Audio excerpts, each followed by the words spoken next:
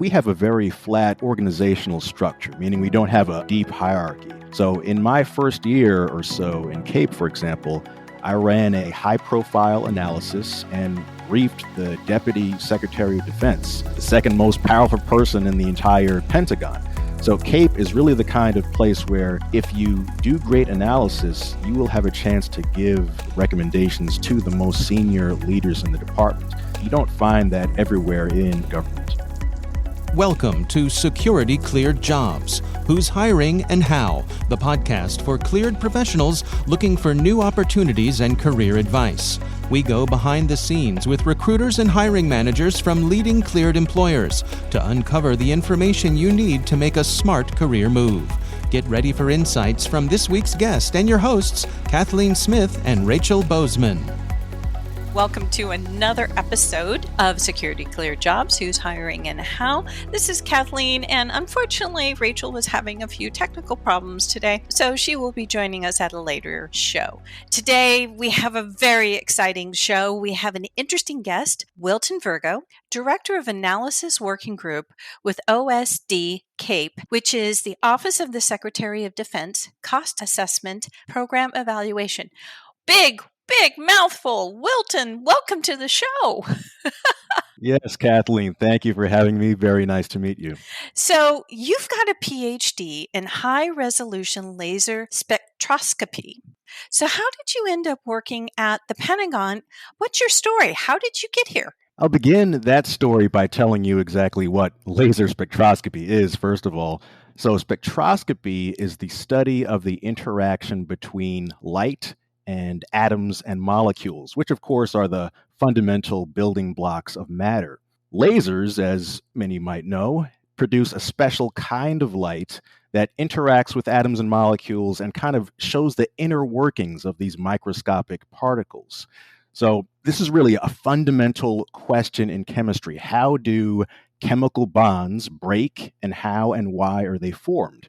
And the research that I was doing was in particular looking at, well, how do some kinds of metal atoms activate a carbon-carbon bond, for example? Now, laser spectroscopy research at universities is largely funded by the federal government, the Department of Defense, the National Science Foundation, the Department of Energy, and that connection has always been there between academia and government. So there's really a long history of scientists working in government positions. And you see that with the great famous scientists like Oppenheimer and Katherine Johnson.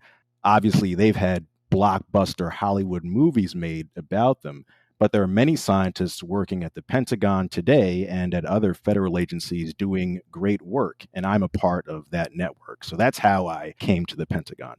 So getting away from me being excited about all of this, one of your organizational descriptions state that OSD CAPE provides independent analytical advice to the Secretary of Defense on all aspects of the defense program.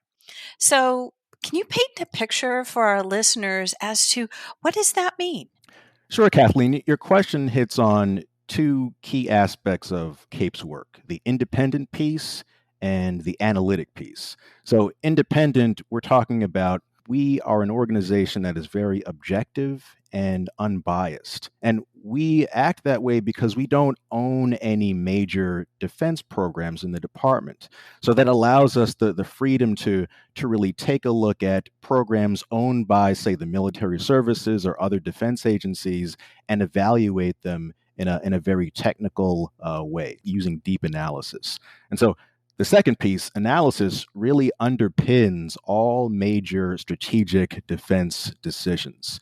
So you can think of OSD CAPE as kind of part think tank, part consulting firm, but all around analytic powerhouse. And that's really the fundamental nature of the work that we do. And so we are a part of the Office of the Secretary of Defense, reporting directly to the Deputy Secretary of Defense. So you talk about analytical programs that you're doing. Let's narrow this really down. What type of positions is CAPE hiring for? I mean, is it just analysts, or what kind of analysts, and what other kind of positions? Right. CAPE primarily hires operations research analysts, which is really a multidisciplinary field, right? The key skill sets are quantitative analysis, problem solving, critical thinking. Now, there are some requirements. You must have a degree that includes some combination of science and math, including calculus. Obviously, this is a ClearedJobs.Net podcast. You have to obtain and maintain a top secret or TS SCI clearance. And CAPE positions are actually kind of unique as career ladders on the general schedule pay scale, GS11 to GS15. So there's promotion opportunities there. So, big question. Are all of these positions at the Pentagon or are they at other defense facilities? I'm going to throw you that other question. Are they hybrid or flexible? So let's just talk about the nitty gritty of the structure of that job. All right. So the first question of where we are. So all of our positions are either at the Pentagon or at another building called the Mark Center, which is part of what we call the Pentagon Reservation. And the Mark Center is a short, like 10 to 15 minute shuttle ride from the Pentagon just down Route 395. Now, for your second question about the nature of the work, hybrid, flexible work schedules, CAPE does offer hybrid work arrangements. For remote work, that's approved kind of on a case-by-case basis in limited circumstances, and it really depends on the classified nature of much of our work. Now, we do have what we call maxi-flex schedules that allow for flexibility in hours and telework as well. That's always a big question. Obviously, the world sort of changed a few years ago and we were exposed to a new way of working things. And one thing that I have been just very impressed with anytime we speak with someone from an agency versus a contractor, I'm noticing that more of the agencies are holding on to the remote flexi work, which is really sort of nice. I see that as something sort of, giving you guys a little competitive edge there. I know when you spoke with our team earlier, you mentioned that there are two attributes that people working at CAPE need to be successful, need to have. What are those two attributes you want to share with our listeners? Sure. I'd say the most important thing is having a drive to support the mission of the Department of Defense, which is fundamentally to deter war and ensure national security. That really is fundamental. If you have any interest in the mission of the Defense Department, there's a place for you somewhere in the department. The second thing really is not necessarily specific to the DoD, but you have to be analytically inclined. Right? When you start a new job, you can always pick up new analytic skills and you can learn some powerful analytic software tools as you kind of go through the job. But when you're coming into a job like in OSD CAPE, you need to have a desire to take on analytically challenging problems and develop different ways to solve those problems and kind of see them through and make recommendations when you're talking to senior leaders within the department. For a lot of that, if you take that kind of approach to this job with those two things in mind, that will really set you on a path for success. So I'm going to delve a little bit further into that question because some people may not think that they're analytically inclined, yet they're very good problem solvers. So, what are some other things that you would think of as an analytical mind? Because when I hear analytical mind, I was like someone who's a good chess player or someone who knows how to rebuild an engine. I know when I'm presented a problem, I look at it holistically. So, maybe some examples of the kind of analytical things without sharing anything classified that someone would have to look at in working for OSD CAPE. Sure, Kathleen. You mentioned having an analytical mind and being kind of a problem solver. Those are important skills. In the Department of Defense, there are many different kinds of problems that we ask people to solve. You mentioned chess, for example. The best chess engines, the computer software can essentially beat any human these days because these are what you call some brute force solutions to solving these many different moves that a chess player can make during the course of the game. And that's one kind of problem to solve. Others are not quite that way. They involve thinking a little bit outside the box, right? Thinking of new ideas, new ways of doing things. And so when you're talking about whether it's AI algorithms that are trying to mimic human behavior and control different kinds of systems, to looking at how do you defend a military base? What's the force structure, the future force structure of the military in various locations? These are all really different kinds of problems that require very different approaches. Some are quantitative, some are more qualitative. And so this is really an interesting way to approach different problems. You have to kind of think in different mindsets of how to approach many different kinds of problems. So you also said something in your earlier description about then turning around and presenting this to the leadership. So you have to be not only someone who is good analytically, but it also sounds like you need to have good writing and presenting skills. That is very true. Yeah, writing, even when you're talking about highly technical work, writing that out in clear, well thought out ways is really important. And then presenting that work, you have to be able to distill a very complex problem or even something, a document that's 300 pages down to a paragraph, a few sentences, pull out the really important points. What does a senior leader really need to know in order to make a strategic decision? That is a skill that I cannot overestimate how important that is. Wonderful. I think people need to remember this, that you're providing analysis, but you're also providing recommendations to people who are supporting the mission and who are looking to spend a lot of money on a budget, and you need to convince them. So it's not just analytical, it's also some qualitative there. So when you're competing, this is a very competitive market going after cleared talent. One of your recruiting superpowers, putting on your little cape there at CAPE, is that CAPE is doing work that no other organization is doing. Sort of expand upon that for me. Well, I talked about CAPE as kind of an analytic powerhouse. Now, the military services also have really top-notch organizations doing exceptional work on their own programs, and that work is critical to the success of the DoD mission.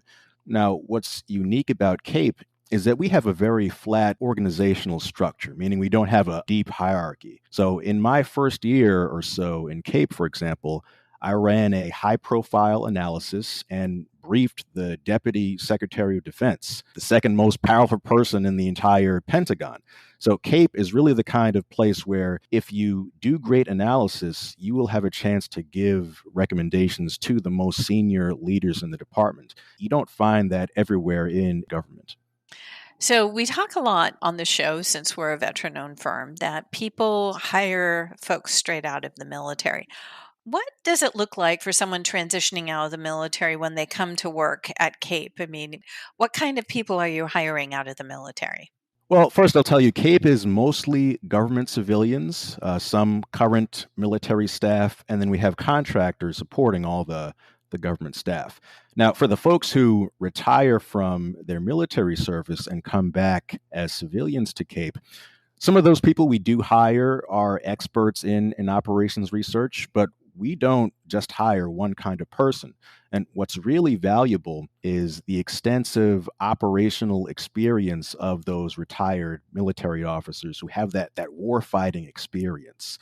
When you have a civilian, for example, with no military experience, you don't really know what it is to fly a fighter jet or command an aircraft carrier or a destroyer. Again, I can't overestimate that importance of having current and retired military officers working side by side with the civilian analysts who don't have that warfighting, that operational experience.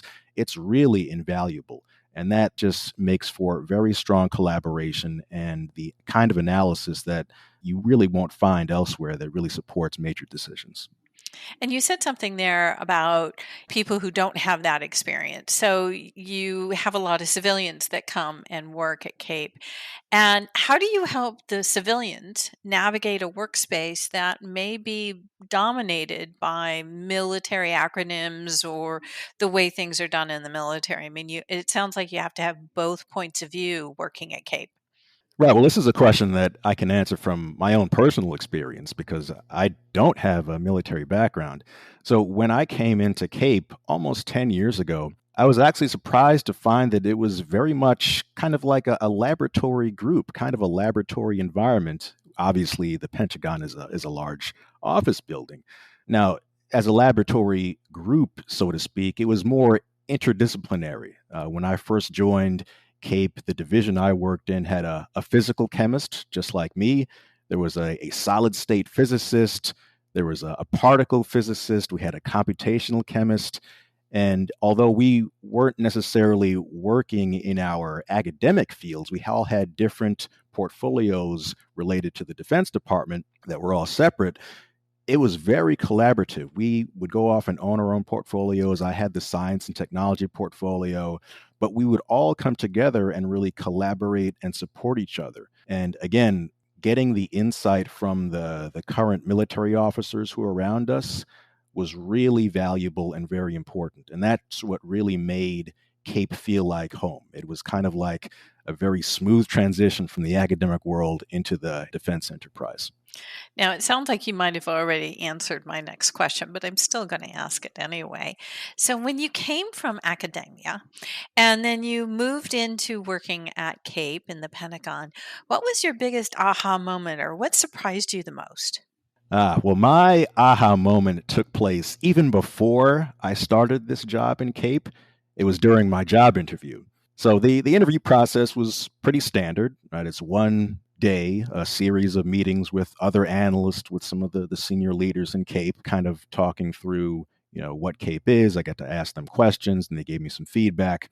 Now, part of the interview, I had to give a presentation of my current academic work.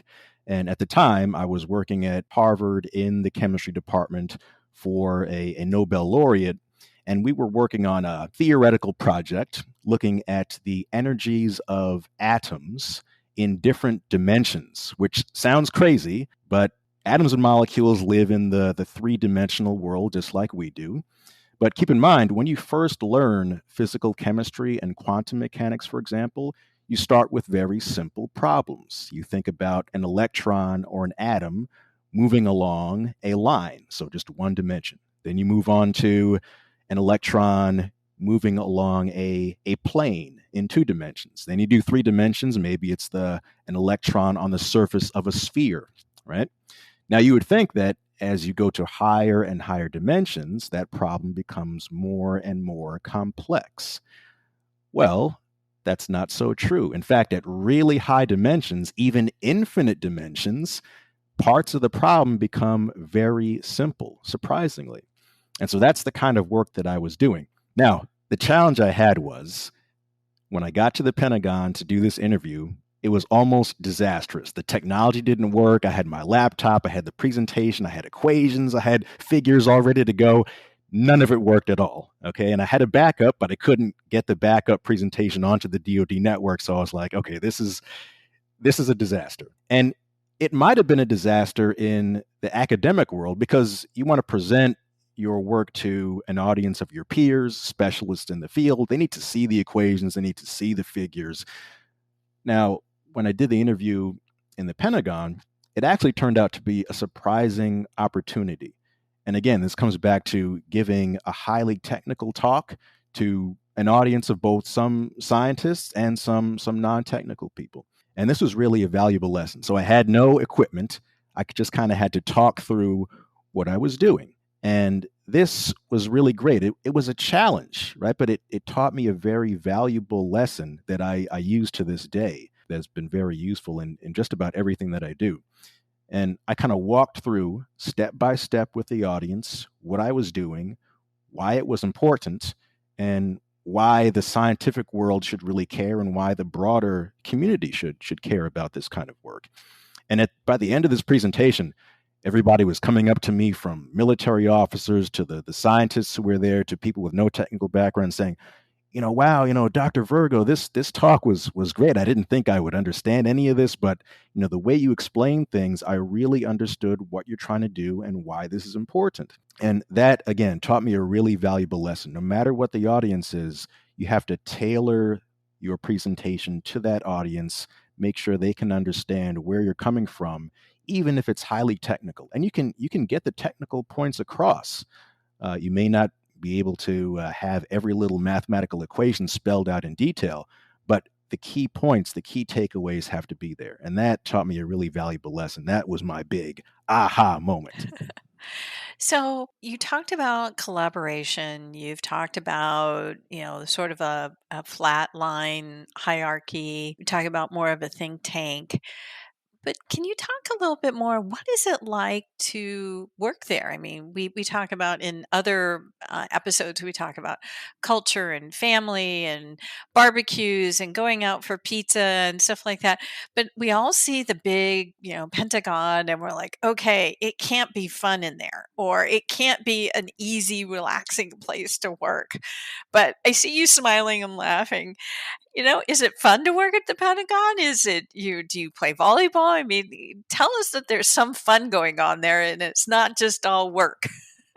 Yes, no, it absolutely is fun. As you imagine, the Pentagon working there, we're doing really critical, important work for the nation, right? A lot of the work that we do appears in the news, front page of the newspaper every day in the national news. This is really about supporting national security, supporting the war fighter, and protecting the nation. And so really critical, important work, but you have to have that work-life balance.